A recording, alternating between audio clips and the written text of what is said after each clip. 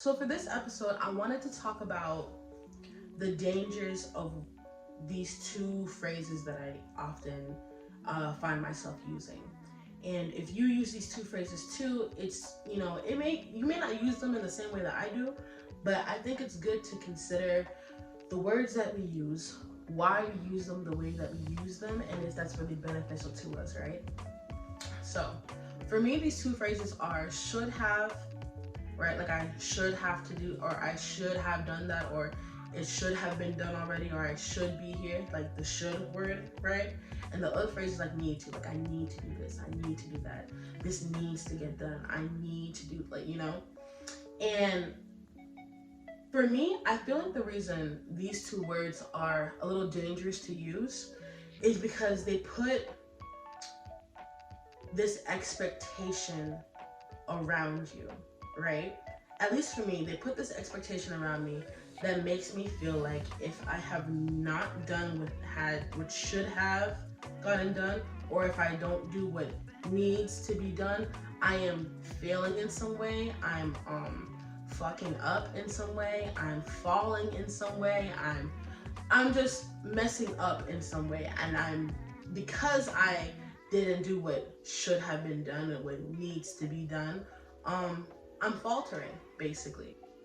I know for me, these words came a lot from like my childhood of always like, strict Caribbean parents, a Jamaican father and a Haitian mother, always telling me that what I was currently doing wasn't enough and I should have done this and I need to do that, and this didn't get done and this needs to be done and this should have been done already. Like, that type of verbiage just negatively impacted me, and it made me feel like if I wasn't meeting these like expectations, if I wasn't meeting certain goals, if I wasn't meeting certain standards, that I was failing and I was a failure.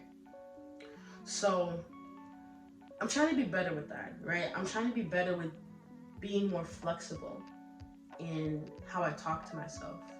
I think it's great to have goals.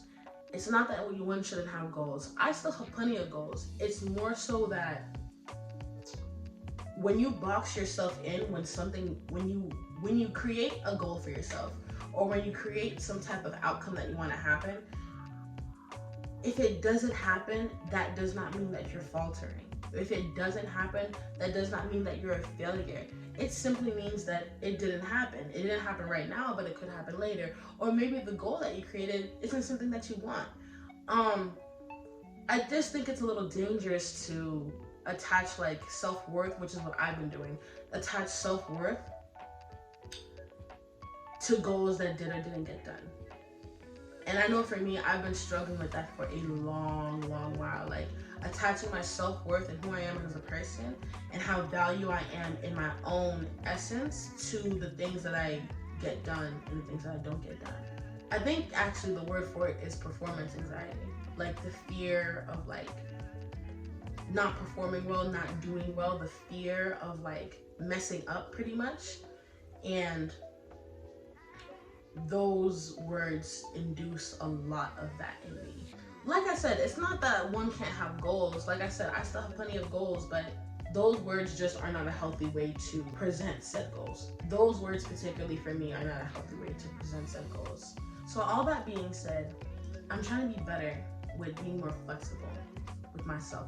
I'm trying to be better with being more intentional with the words that I use. I'm trying to be better with talking to myself in a way that's not automatically setting me up for failure. That's the other thing. I feel like words like should have and need to automatically set you up for failure. It's almost like a comparison thing. Like, they say comparison is the thief of joy. And like once you compare yourself to somebody, you're automatically setting yourself up for failure because they're going to have something that you don't have. Because they're a whole different person. They're going to have something you don't have off the bat. Just because they're an entirely different human being. That's what I feel like should have and need to does as well. It compares you to like this hypothetical version of you that should exist, but that doesn't allow for the version of you that is currently doing what you're doing to exist right now. Like I remember when I was younger, I had like this idea of like where my life would be by like 28 for some reason. Like I'm gonna be, and my idea of where my life was gonna be by that time was completely different than what's happening now. But I just had all these expectations for myself, and the expectations were like, it basically came to a point I realize now where if my life did not look like the way that I thought it would look exactly, I was gonna think of myself as a failure and a disappointment. And that is such a limiting way to think of yourself, because life is so much more than just your imagination. Life is so much more than just the picture perfect thing that you have in your brain. And that's what I feel like is really dangerous about should have and need to, because it takes what is in your mind, this fantasy idea that's in your mind, and puts the expectation that that is what's supposed to happen, that that is what needs to happen, that that is what's going to happen for sure, exactly how you thought of it. And if it doesn't happen that way, then you're a failure. And that's limiting. That is so limiting, because there are so many things in this world that are so much grander than what is in our minds. There are so many experiences in my life that I've had that I never thought I would have, and I'm so grateful that I had them, because they made me better. They made me a better person. They made me an all-around more full-fledged individual. Full-fledged? Flushed out? I don't know. They made me a better individual. They made me a better woman. They made me stronger. They made me smarter. Made me more creative. Made me more resilient. So many things that have happened to me. So many experiences that I've gone through have allowed me to be better all around. And they were not things that I fantasized in my head. They were not these should have and need to expectations that I had in my mind already.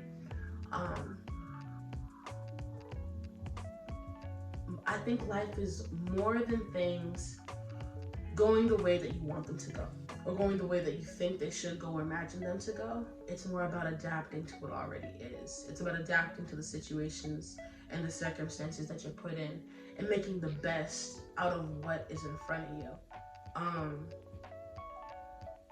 Flowing, being like water, flexibility, going with the flow, mending with what comes your way.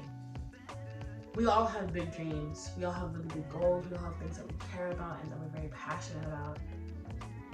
And those things can and will happen. Not the way that we thought they would, but they can and will happen. And I think that's something we get stuck up on a lot too. Sometimes we get so stuck up on the